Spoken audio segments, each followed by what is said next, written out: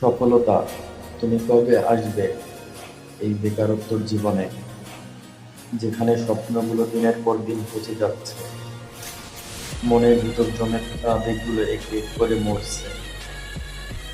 আমি অপেক্ষা করছি, হয়তো অনেকেই জানে না, রাতের পর রাত নির্ঘুম কাটিয়ে একটা ভালো খবরের আশায় কতটা ভেঙে পড়ে আছে।